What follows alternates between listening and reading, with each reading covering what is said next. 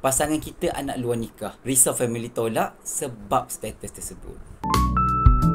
Kadang-kadang kita jumpa seseorang yang baik akhlaknya, baik kepribadiannya, agama dia bagus, pekerjaan dia bagus, ibaratnya dah sempurna dah di mata kita.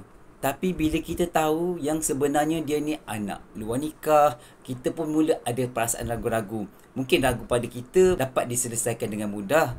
Tetapi apabila dibawa kepada keluarga pula, mungkin keluarga akan ambil kira tentang status pasangan kita tu. Boleh ke keluarga terima dia? Ingat, seseorang tak boleh pilih cara mana dia dilahirkan. Tapi dia boleh pilih apa dan juga siapa yang dia nak jadi hari ini.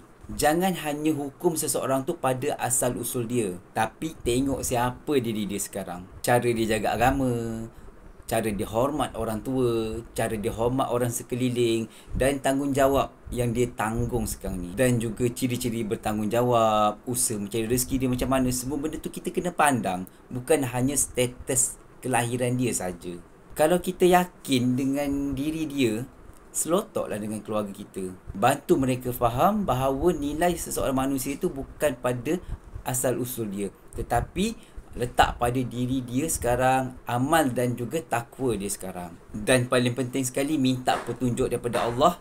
Andai kata dia tu jodoh kita, bukakan jalan, lembutkan hati keluarga kita untuk turut menerima si dia. InsyaAllah ada jalannya.